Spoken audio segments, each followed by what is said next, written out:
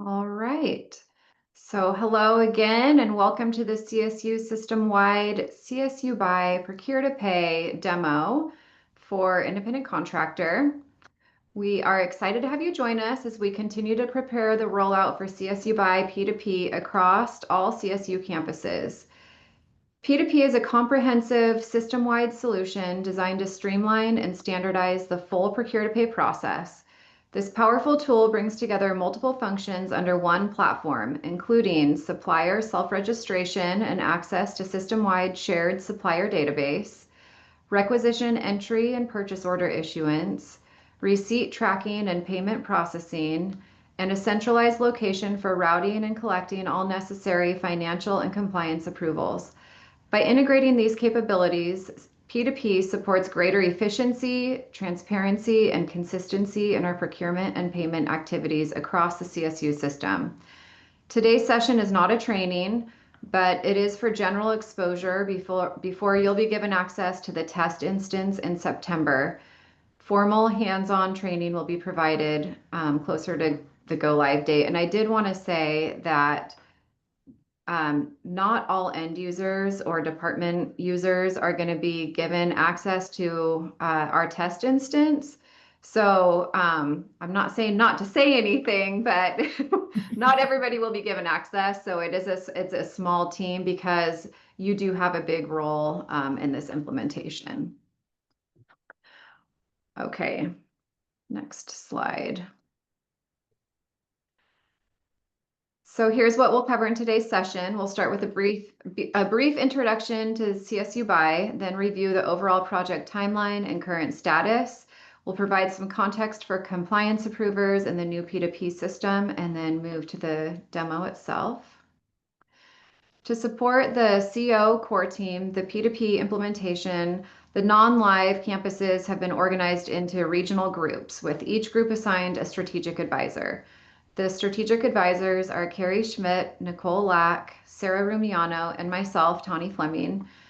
Each of us brings extensive experience and expertise in the procure-to-pay process, and we are here to help guide and support campuses throughout their implementation journey. Note the live campuses are shown in green dots. The first two campuses successfully went live with P2P in October 2023, marking a major milestone in the system-wide transformation.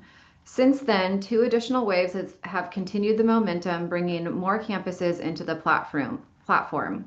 With the introduction of the Chancellor's Multi-University Collaboration Initiative, the timeline for full implementation has been accelerated.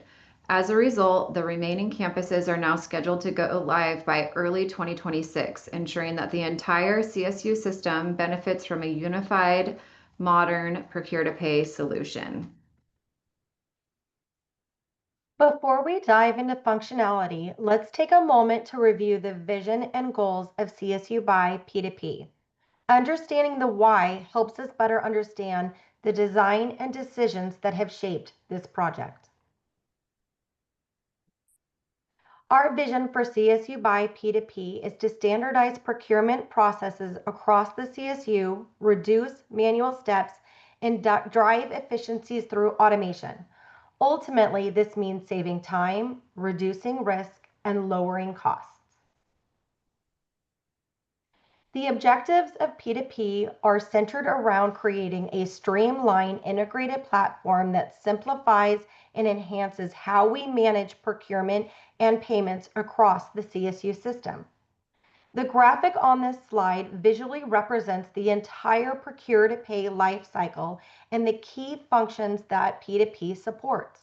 Starting with shopping for goods and services, users can engage in purchasing with access to preferred, contracted, and sustainable suppliers. This flows into requisitioning, ordering, and receiving, all of which are handled in a centralized environment with fewer manual steps. The process concludes with invoicing and payment, emphasizing automation, minimal touch points, and visibility throughout. What's important to understand is that P2P will replace many of the fragmented campus-specific tools and manual workflows currently in use. It consolidates supplier management, including supplier self-registration and a shared system-wide supplier database, requisition creation, purchase order insurance, receipts, and invoicing all into one cohesive system. While P2P will integrate with PeopleSoft CFS, allowing for necessary financial synchronization, the day-to-day work will take place within the P2P platform. For example, users will initiate and approve requisitions, manage POs, and review receipts and invoices all within P2P. To keep these demos digestible, we are breaking down the full functionality of P2P into multiple demo sessions, each highlighting different aspects of the platform. The P2P platform offers a range of valuable benefits. For suppliers, it ensures timely payments and provides convenient self-service tools to track invoice and payment status. For internal users, it streamlines the purchasing experience and automatically routes requisitions and purchase orders to include all necessary financial and compliance approvals. The new P2P platform will replace the current CSUBUY marketplace that requires a P card to complete transactions, so it will also reduce the amount of monthly transactions that will need to be reconciled. At a system-wide level, the platform enhances data quality, increases visibility across campuses, and supports our ongoing commitment to operational efficiency, accountability, and strategic improvement. So this slide shows our high-level timeline. The 14 campuses that are part of this acceleration project are currently in the implementation phase, with readiness and deployment activities scheduled through early 2026. So just a little disclaimer, please keep in mind that this demo is being shown in the current test site. You may see functionality that is still pending the P2P core team's review and campus user acceptance testing. So your campus-specific final configuration is subject to change. Next slide. Oh. Okay. Oh, sorry. Okay. Sorry. Okay. Go. Oh, there we go. All right. So this slide shows the options for requisition workflow in P2P. From submitting a request to creating the purchase order. The process includes key reviews for fiscal approval, compliance checks like IT, facilities, and legal, and finally procurement authorization. Each step is triggered based on the details of the requisition, helping ensure accuracy, policy alignment, and accountability before any purchase is finalized.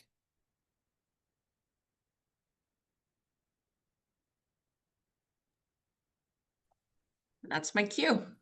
Good morning, everyone. So Kimmy Lilo, I'm from Sonoma State. I've been here for about 8 years. We've been working on the independent contractor review process since before my time. And for those that know the Sonoma team, we are a mighty team of 3. So anything that we can do to gain efficiency through any process is a huge win for our small unit. So I'm going to go ahead and share my screen and just show you a really high level demo of what the contractor review process looks like from the HR side of the house. Up until this point, all the work is done by the department and the contractor from the start, from when they sign themselves up as a supplier to the actual requisition submission.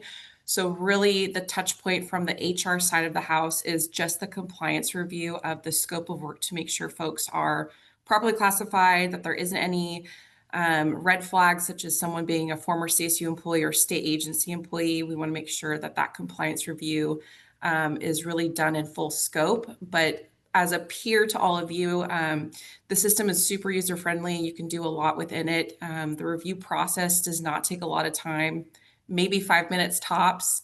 But again, you're really looking at the actual compliance piece of just some of those key triggers, which is, again, are they a former CSU employee? Are they retired? Do they have any other type of relationship with the CSU or a state agency? And from there, you click approve and it goes through the process. It's, again, super straightforward, and it takes maybe 2 minutes when you do a couple of them, and that's about it. So I'm going to go ahead and share my screen, and then we'll get started. Perfect. So when you are in the doing demo, but then also when you go live, you have two options for how your platform is set up, which is really nice. So you can either get email notifications or you can get notifications within the system. I prefer the email notifications. That way it's timely and I know when things are coming through. The great piece about the actual email itself is all the information is shown within the email in terms of what the contractor request is, the name of the contractor, all the different questions come through that they need to complete in an email. So it again makes it super easy. If you want to look at it in the email, it's a little clunky of how the formatting is, but again, all the information you need is in an email. So you have two levels of compliance, whether it's email review or you go into the system. And then it gives you a link directly to click into the system if you don't have it saved on your web browser or the likes.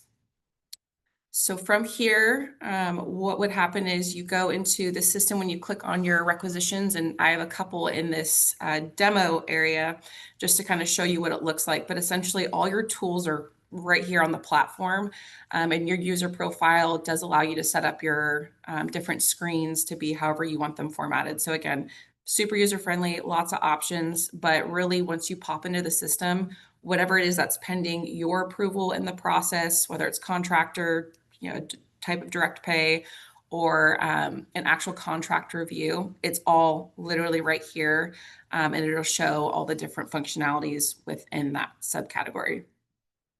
So from here for this demo specifically, just to show you what the contractor review process I do, is you just simply click on the requisition. It says who the supplier is. It has all their flags to show that they've completed their supplier sign up. That's how we've gotten to this stage. But essentially, once the department submits the contractor review, the funding is approved, it comes to HR in that process for the compliance review of the scope of work. So we'll click on the requisition number and it'll pop into this screen, and this will look the same for pretty much every campus in terms of this process. It gives you the summary.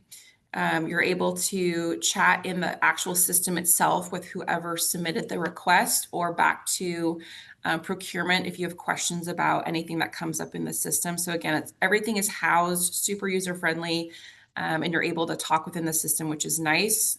So if there's ever an audit or compliance as to why something was changed or put on hold, you'll have all that record in one area. So basically what we're doing is we're going to scroll down to the actual contractor request. We click on it, and this is really the big key for the HR department or whoever's doing designated as your reviewer. For our campus, it's me. So basically, this is your request for the contractor specifically, and it calls out exactly what the instructions are and the reason for this request. So everything is mandatory in terms of the filing process for the contractor, again, to make sure that folks are classified correctly. There's no outlined red flags such as former, current, CSU employee or state agency, and that the scope of work is, again, specific niche to what a contractor or a consultant in some cases on campuses would be doing, and that there isn't any type of unionized work being done in a long duration. So what we would do first is you just go to the questionnaire. In the handout on the second attachment, there is that quick high-level independent contractor workflow. It's again 3 quick steps to showcase what the review process looks like. But when this was designed, the top 4 questions are your big key review, and essentially that's again were they employed as another CSU or state agency? Have they retired? Have they been separated or retired within the last 2 years? And then were they in a decision-making policy position or an MPP? These are, again, the big key areas that we focus on our campus to make sure that people are classified appropriately. But then also if someone does check those boxes, it does create a red flag when the person is submitting the request to reach out to HR to make sure that they're in line with the process.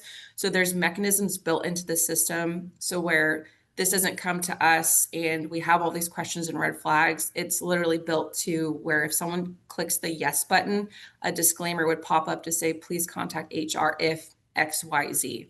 So again, there's a lot of systems in place so that by the time it comes to the HR department, your review is very quick and easy because all the compliance components have already been done. So once you get through all your questions and if everything looks good and there's nothing that, again, would be an outlier, you go through the process and click next. They would have, the department would submit an attachment for the scope of work. You'd be able to click on that. It pops up into a window so you can see the exact scope of work for the details outlined of what the person's doing. In this case, they also put it down here in the description, which is a required field. They're a guest lecturer or speaker. We get a lot of those in our campus. So again, super straightforward. You click next, and then it takes you to the approval page. And basically all you do is assign this to yourself and approve. From there, it goes through the full process. So start to finish, it should only take maybe a few minutes. In the event you do have questions or something doesn't look right, again, you can use the comment feature and you can tag and comment with anyone who perhaps submitted the request, or you could put this on hold and assign it to yourself. So place on hold, you can go into a shared folder. Again, you have a lot of options if there are questions about the scope of work or perhaps you need clarity on whatever it may be in the system. You could also, of course, email folks from that requisition email in this section that came to you, and it'll go to the person from the department that submitted the original request. So again, really my portion of this demo is just to show you how quick and easy and simple the system is.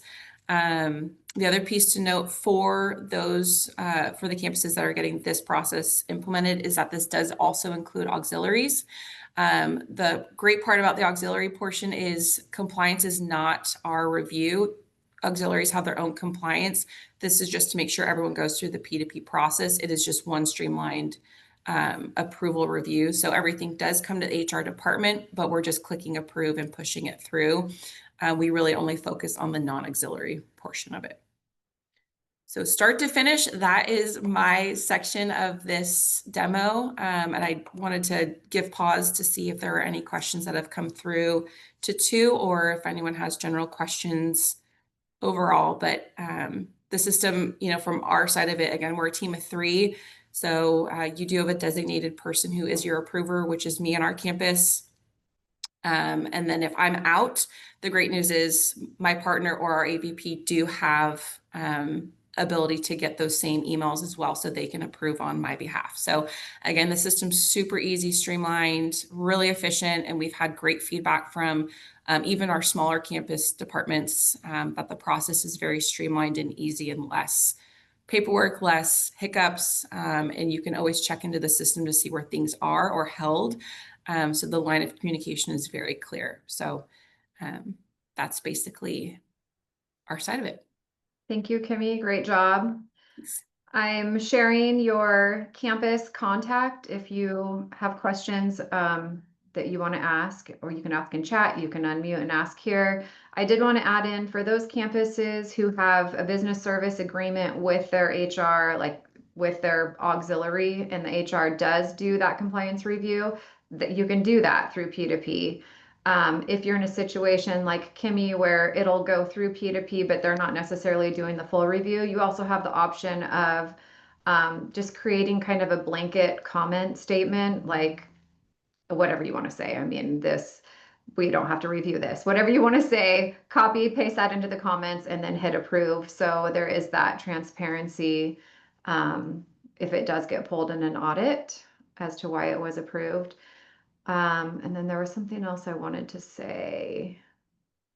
Oh, we wanted to show you this so you can start thinking about how this will be replacing your current process. So you may need to make updates to your website and communication to campus. We'll help organize all of that, but we wanted to show you the system. We wanted to let you get in the system and start testing it in September. And start thinking through how this changes your internal processes before we go live.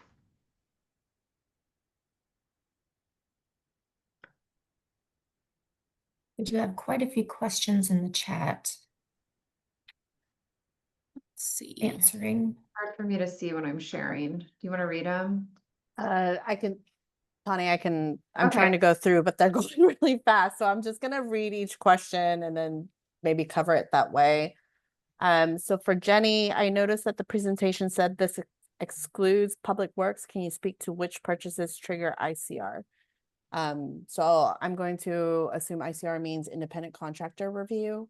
And it goes to Joseph's initial question of what triggers independent contractor review. So at any point when the user is using the IC form, so independent contractor form, or during supplier onboarding, they identify themselves as an individual, then we apply what Kimmy showed earlier, which is a supplier class. I think it was a flag that identifies them as a independent contractor. So those are the triggers for ICR review. Next question is, how is the liability waiver handled in P2P for ICs? Example, our guest speakers forms includes liability waiver verbiage that the IC has to agree upon prior to coming on campus. They must sign and date the form. I think this is very campus specific. We don't have. I can try Okay, to you wanna address jump in? that. So right now, you're probably using a direct pay form to pay for guest speakers. And so a lot of us added in this liability language on that form that they had to sign. But everything through the P2P system is essentially a PO. So our terms and conditions are associated with every single by the time the rec turns into a PO, our terms and conditions are attached. So all that liability information we're covered. So you no longer need to worry about that. You'd be duplicating if you had to ask that again. Thanks, Tani. Mhm. Next question is from Celestina. What about the tax withholding, immigration status, valid car insurance, with an independent contractor? So, feel free to jump in essays, but what Kimmy showed specifically is the independent contractor review from an HR perspective. If it is an individual and there's other components, there's other steps in the application that accounts for the various items. Right? Like it will stop in procurement review for procurement to ensure additional insurance is not needed.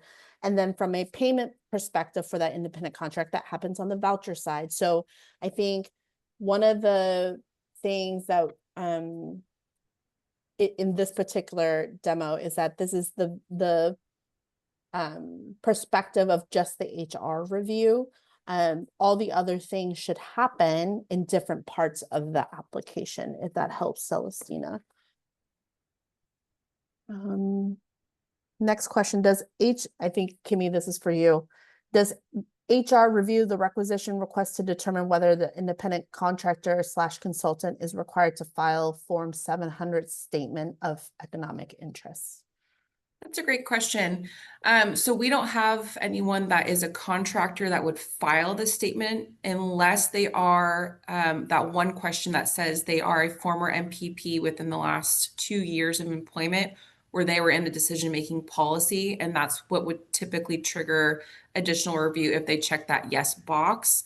And we would need to go back to whatever that home campus was to determine what conflict interest they filed, and then we would have them follow that process on our campus. That has not come up on our campus. Majority of those that are in the decision-making policy who have retired would go through a special consultant, hired annuitant hourly version of that. They wouldn't be through a contractor because they typically would have retired. If it was just a typical separation from a campus and they weren't a decision-making policy, then we would go through that review. But again, those flags would note, yes, they were a former employee. Yes, they've been separated. So then there's those triggers that would denote to that department who's completing the form through that process. It would stop them in that process and have them reach out to us to go over that compliance before it's even submitted to purchasing to even review financials and go through that process. So a lot of layers and a lot of check boxes that need to be checked before it even gets submitted, to make sure that those types of things are reviewed at the forefront, to make sure we're not at the very end stage and we have to do it all over again because they were misclassified. So great question. Next question is, do honoraria go through the same process? The answer is yes. They will be going through the independent contractor process. Can you please provide the go live already live list? So that was in the California map slide that was on earlier. I believe we will be sending out this deck. So you'll have that list of the 8 that are live and then the remaining coming online by January or early 2026. Carrie, Tawny, Nicole, I might need your support here with this particular question. It's more business process. East Bay uses the short-term limited scope for individual / sole proprietor where the amount does not exceed $5,000. I'm not sure what that is. I don't know if there's a question I there, but- believe it's similar to direct pay, but they call it a different form used. So Okay. that form would no longer be relative. It would go through the independent contractor review form and go through this process. There is a question about sole source on the forms, but at $5,000, it doesn't qualify for sole source anyway, so. Next question is, will independent contractors have to provide proof of COI in order to deliver the services? The liability form referred to by Tamar is a general waiver, which means we don't need COI, and most independent contractors don't have minimum requirements. So I can speak from a supplier onboarding perspective. We do have a section within the registration that asks the suppliers to provide a certificate of insurance. However, it is not a required field. So that is not necessarily a requirement. Now, if the independent contractor form stops with procurement and based on the transaction, right, the scope of work, there needs to be insurance. At that point in time, procurement team would get involved and ensure that the necessary insurance is there before proceeding with the request. Yeah, that could be whatever your campus decides. Next question, we use Concur for invoice workflow. Will CSUBUY replace that workflow process? So if your business unit is coming into CSUBUY, then the requisition and voucher process will be in CSUBUY. So I think, Joseph, depending on what, I'm not familiar with which campus you are in, I'm going to assume that since you're on the call, your business unit is coming online, which means the voucher process will happen inside of CSUBUY.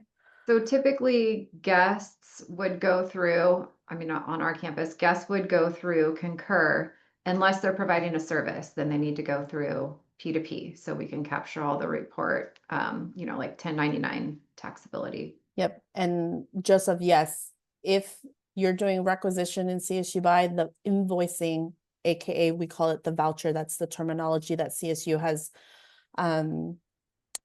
made for invoicing, that will be in CSUBUY. For Daniel, was the last part of the demo showcasing how the requester would answer the IC question, or was she showing HR's process? So when Kimmy was going over the form, that's after the end user completes it. So whatever they complete as an approver, you will see what they complete. So that's what Kimmy was going over. So in a roundabout way, she was demoing what you could see as an approver, which is exactly what they put in as a requester. So HR is not entering or filling out all those questions. It's just coming to them, like you saw in her email, click on it, you go into that rec and you're just reviewing what was entered. So for Bella's question, can the requisition go to a delegated email, which is I'm going to interpret as a shared email box based on the examples you gave us? The answer is no. There is no shared email box. It's a security component, right? You lose visibility to who's doing it, who's actually approving it, etc. So every user in CSUBUY is a unique user, and you will have that visibility to who those users are. That being said, everybody who has access to that email can be added as the HR compliance person or people. So it can go to multiple people, and it just takes one person to approve before it moves it along. So not every person, you could have 5 people assigned to be reviewers or approvers, and it only takes one for it to move it along. And you can just have an internal process to say, okay, typically when you're here, you're going to do this. If she's on vacation, then number 2 steps in, if you want to keep things kind of organized. Next question, what happens if someone hires an independent contractor and then attempts to complete this process after the fact? So that is a possibility that could happen. The intent there is that this independent contractor flag will still remain. They will still use a supplier flag, and then it will hit the independent contractor review where HR has that visibility. In that case, I would assume, Kimmy, you would reject that requisition. So it will catch it every single time. That's a fun question. Timely, because we had a few late contractors submissions last week. There was a big event. Department didn't know to submit it this way.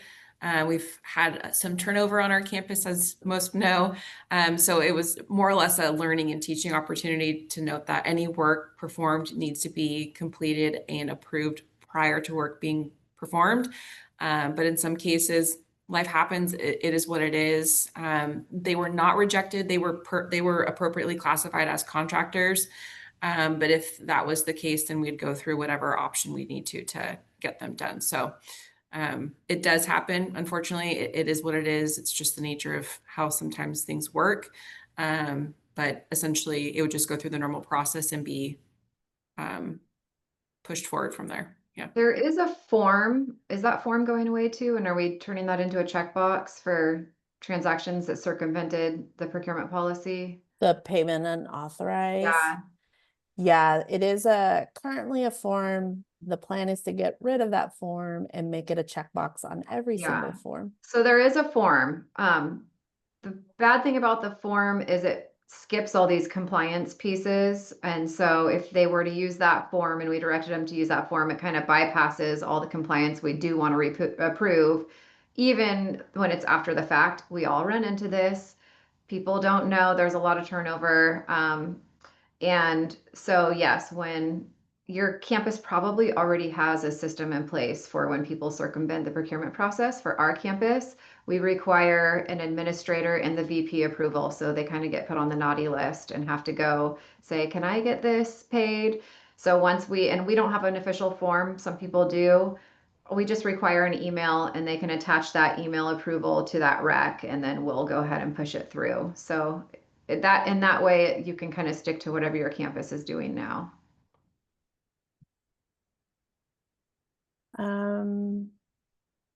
Next question. Do you have current employees as independent contractors, such as a faculty? So we do our best to screen independent contractors to ensure they're not employees at the onset of a supplier, right? A supplier onboarding. The purpose of the IC step is for HR to say at the point of transaction that that independent contractor is not an employee. Now, if that changes, right, that's the HR approver's responsibility to reject or do what they need to do. And at any case, right, that independent contractor did become a true employee, then the expectation would be that the HR approver would notify the supplier team so we can inactivate that supplier. There's not a direct connection for us to say, here are all our suppliers and they've become employees. It's a maintenance component that we all need to collaborate on to remove those independent contractors as suppliers if they do become employees.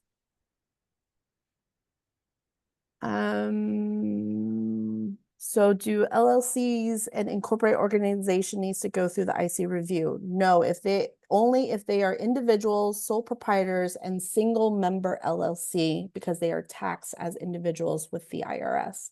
That's when we designate the supplier class identifier onto those supplier profiles. Could you confirm whether an HR approver can assign a substitute in the system when they are on leave or unavailable? The answer is yes. So at any point in time that an approver or any individuals within workflow is going to be out of office, there is a substitute approver feature. Think of it like an out of office, right? I can say, I'm gonna be out of office for 2 weeks, and if anything hits my folder, give it to Kimmy, right? And I can dictate that. Now, keep in mind that the system does not validate that that individual is appropriate. It is the responsibility of the person setting up the out of office or the substitute to ensure that the individual is the appropriate individual to approve in his or her place. Do you know when the recording will be posted and where it will be available? So the recordings should be going on your campus's CSUBUY P2P website. And we usually try to get those out to the leads that are posted here by the next day.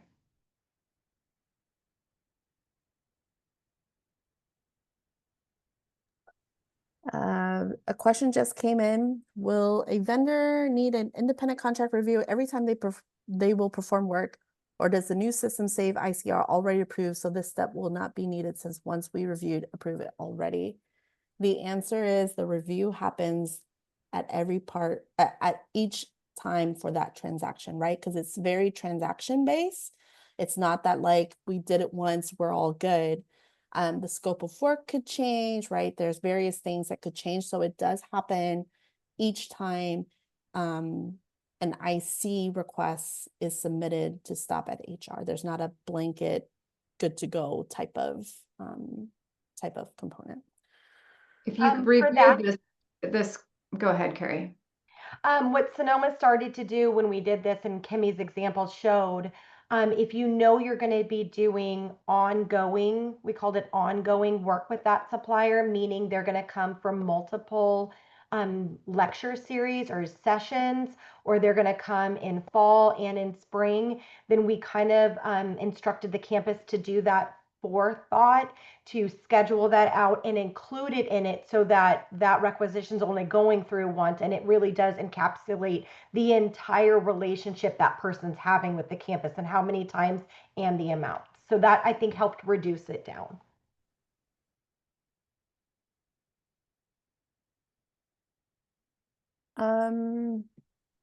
Our campus uses ICR to assist with union notification. Is that built into the system? So that is not currently built into the system. I think only because we haven't heard a requirement for that necessarily. Not saying that it couldn't be. I think we would have to dive into what that looks like and build it in as a future enhancement. So Jenny, my recommendation is work with your campus team to identify what that requirement is, so that way we can flag it for a future enhancement post go live if it is a need for CSU. Do you have a spouse or partner of a current employee as independent contractor? I'm not sure. Edward, can you clarify your question, please?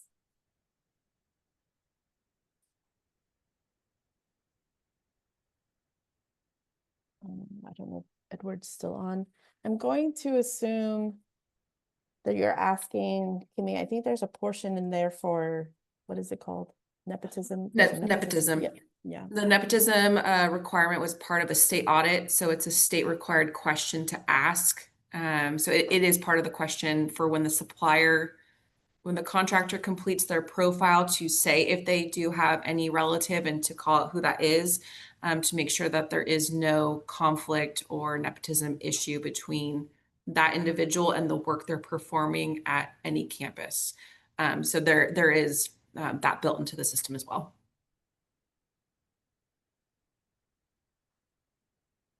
You're welcome.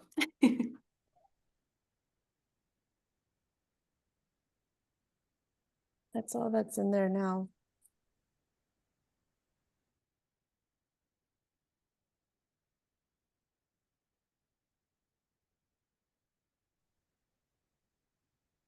Any other questions?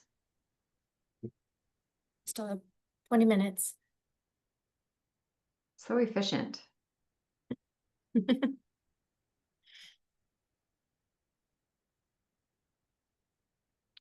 Okay, well, if anybody ends up thinking of questions, yes, nobody has access to P2P yet. And you will be given, if you are a compliance approver or on the operational team, you will be given access to test in September, probably late September or early October. Your campus will start going through test scripts and testing themselves. They want to work through any kinks before they open it up to you all.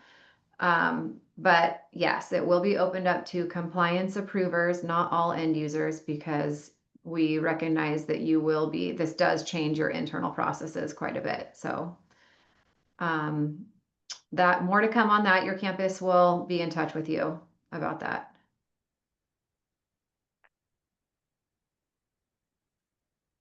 Is there any other way to the recording? The recording will be on your campus's P2P website. If your campus doesn't have a P2P website, it should be coming soon. So, and the screen I'm sharing right now, your campus lead or project lead, they can send you the link.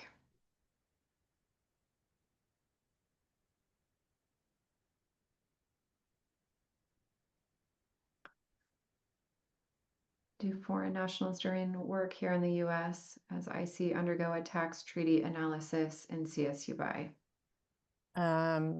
So I'm going to answer that question in two parts. So I did get confirmation from my team that in addition to the 3 legal structures that I mentioned earlier, foreign individuals also get the supplier class to stop in ICs. So that's one additional legal structure that will have that flag.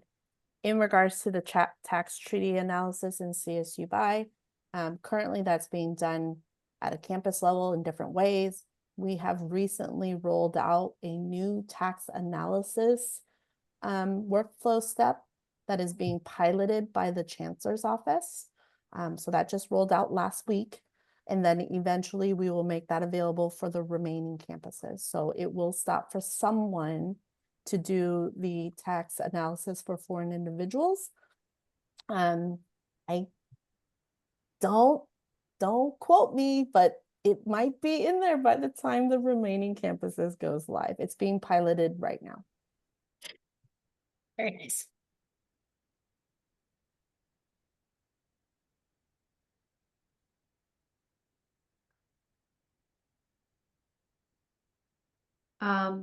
The way that these questions will be provided are at the end of the recording. You have to go through and review the recording. I don't think we'll have them documented otherwise.